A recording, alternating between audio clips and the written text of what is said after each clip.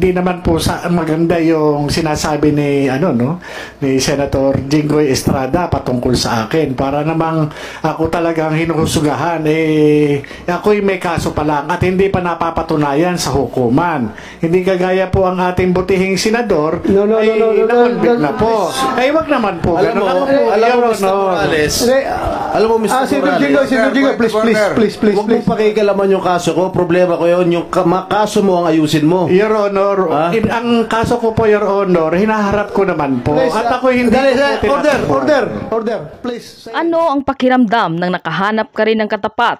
Ito ang naging reaksyon ng maraming netizen sa trending video ngayon kung saan pinag-uusapan worldwide kung paano sagutin ng former PDEA agent na si Jonathan Morales at di umano ipamukha kay Senator Jinggoy Estrada na wag itong manghusga agad ng tao, lalo't hindi naman siya na-convict sa kahit anumang kaso. Tila halos lumubog sa kanyang kinauupuan si Senator Jinggoy Estrada at kitang-kita kung paano napikon ng senador at dinuro-duro pa ang ex-PDEA agent na si Jonathan Morales. Narito ang napaka-intense na sagutan ni Senator Jinggoy Estrada at ang former agent na si Jonathan Morales.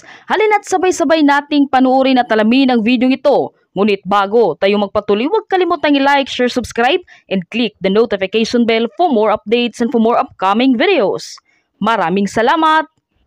Pinalakpakan ng kanyang mga taga-suporta ang dating PDEA agent na si Jonathan Morales nang magsabi ito ng buong katotohanan kay Senator Jinggoy Estrada na tila hindi na kaya ng senador. Kitang-kita sa Senate hearing kung paano pinagduduro ng senador ang nasabing resource person na di umano'y matagal na rong pinag-iinitan simula pa ng unang hearing patungkol sa PDEA leaks. Ayon mismo sa ilang nakasaksi, talagang litong-lito na ang senador na si Jinggoy Estrada at makikitang balisa na ito dahil sa mga di umano'y pagpapaikot-ikot ng tanong kay Morales at umano'y nagbabakasakaling pumiyok ito sa lahat ng kanyang mga pinagsasabi patungkol sa nasabing leak documents ng PDEA. Ngunit tila bigo nga raw ang senador at sa halip na makakuha ng impormasyon kung sino raw ba ang nasabing impormante ni Jonathan Morales at hindi raw nito inaasahan ang narinig niya mula mismo sa nasabing resource person. Panuorin ang napaka-intense na sagutan ni Jonathan Morales at ni Senator Jinggoy Estrada na nagmistulang boxing dahil sa kanilang maaanghang na palitan ng salita.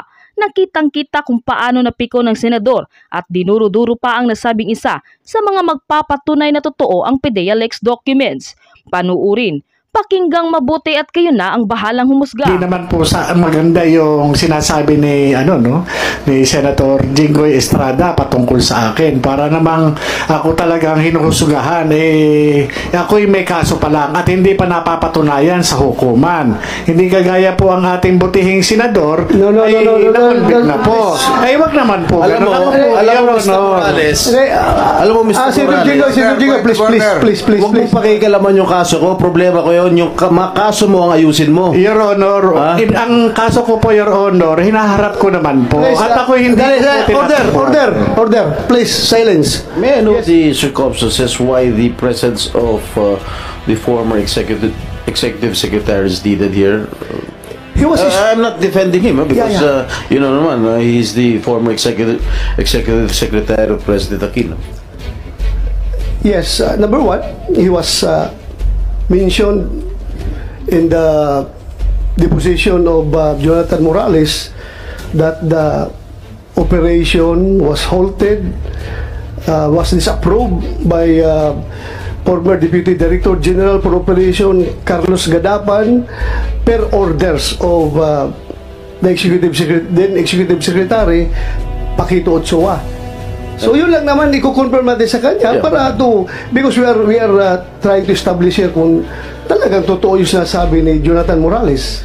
Well, Mr. Chair, as far as I am concerned, these are all hearsay, and you cannot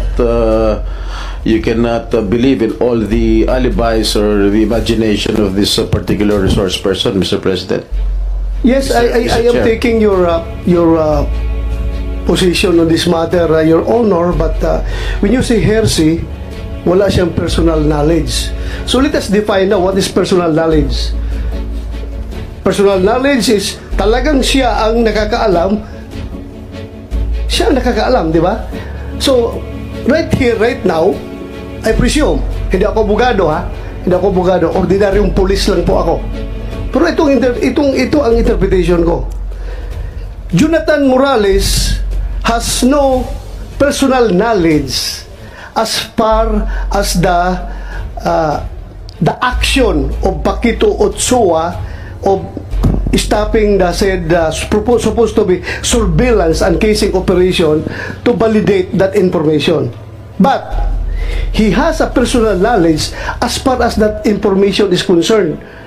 So, when we talk of personal knowledge, alam niya yung impormasyon. So, personal knowledge pa rin yan because nakausap niya si Gadapan na sabi niya, pinahinto itong operation natin, disapprove ko dahil ayaw ni Executive Secretary Ochoa. So, may personal knowledge si Morales of that information. Pero wala siyang personal knowledge as far as that incident is concerned. Na pagbigay ng order ni Ochoa na i-basura yung operation. So, yun lang sa akin. Hearsay, pero pag sabi natin personal knowledge, may personal knowledge siya as far as that information is concerned. Kaya nga, pinapatawag natin ngayon, at na-intriga lang ako, Your Honor, kasi pangalawang imbitasyon na natin ito. Ngayon, may COVID siya. So, pangatlong imbitasyon natin dito, ay subpoena na. I don't think the Senate will question my actions as far as this hearing is concerned because kailangan ma-maintain natin yung credibility ng Senado na kapag tayo ini-snub ng ating mga resource person na very sensitive information na dapat makuha natin galing sa kanya, ay hahayaan na lang natin siya off the hook. So, that's the opinion of the chairman of this committee. Thank you, Mr. Chair. Yes, thank Mr. you. Chair, don't get me wrong. I am in full support of the decision of the committee chair. And, I will continue to support the decision of the chairman of this particular committee, Mr. President. Thank you, Your Honor. I know you're very supportive. Mr. Chair, can I... Hindi naman po maganda yung sinasabi ni ni Senator Jinggoy Estrada patungkol sa akin. Para namang ako talagang hinuhusugahan ako'y may kaso pa lang at hindi pa napapatunayan sa hukuman. Hindi kagaya po ang ating butihing senador nakonvict na po. Ay wag naman po. Alam mo, Mr. Morales, alam mo, Mr. Morales, Please. huwag mong pakikalaman yung kaso ko. Problema ko yun. Yung kaso mo ang ayusin mo. Your Honor, ang kaso ko po, Your Honor, hinaharap ko naman po. At ako hindi... Order. Please, silence.